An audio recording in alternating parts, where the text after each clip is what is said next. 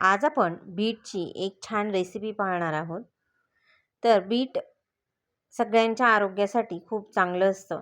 तसंच ज्यांच्यामध्ये हिमोग्लोबिनचे प्रमाण कमी असतं त्यांनीसुद्धा हे बीट जर खाल्लं तर तुमचं हिमोग्लोबिन वाढायला मदत होते.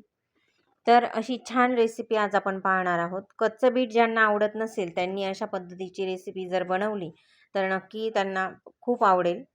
तर या ठिकाणी मी 3 बीट घेतलेले आहेत. ह्या बीटचे आजूबाजूचे देठ आपल्याला काढून घ्यायचे आहेत आणि बीट स्वच्छ पाण्याने धुवून घ्यायचे आहेत.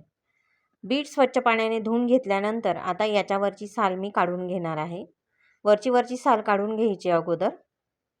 बऱ्याच जणांना कच्चं बीट खाल्ल्यामुळे त्रास होतो किंवा एखाद्याच्या पोटात दुखतं किंवा पचत नाही, जड असतं थोडंसं बीट कच्चं खाणं. काहींना पचतं आणि जर असा प्रॉब्लेम असेल तर तुम्ही अशा पद्धतीने ही बीटची मी जी रेसिपी दाखवणार आहे ती जर बनवली तर तुम्ही आरामात 4-5 दिवससुद्धा ही छान राहते आणि टिकतेसुद्धा आणि रोज तुम्ही थोडी खाऊ शकतात. तर या ठिकाणी सगळे बीटच्या वरची साल काढून घेतली आहे. आता हे बीट आपल्याला छान किसणीवर किसून घ्यायचं आहे. म्हणजे 4-5 दिवस आरामात टिकते ही रेसिपी आणि रोज थोडी तुम्ही जर खाल्लं तर नक्कीच तुम्हाला हिमोग्लोबिनचे जे प्रमाण आहे ते वाढण्यास मदत होईल. तर या ठिकाणी सगळे बीट जे आहे ते आता आपण किसून घेणार आहोत. तिन्ही बीट मी किसून घेतलेले आहेत किसणीने. आता रेसिपीला आपण सुरुवात करूया. तर आता एका रिकाम्या कढईमध्ये, स्टीलच्याच भांड्यामध्ये बनवायचं आहे. पातेल्यात बनवा, कढईमध्ये बनवा.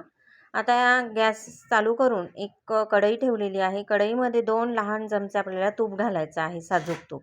आणि साजूक तुपामध्ये आता हा बीटचा जो किस आहे तो आपल्याला परतवून घ्यायचा आहे. छान तुपामध्ये थोडं 2 मिनिट आपण परतवून घेणार आहोत.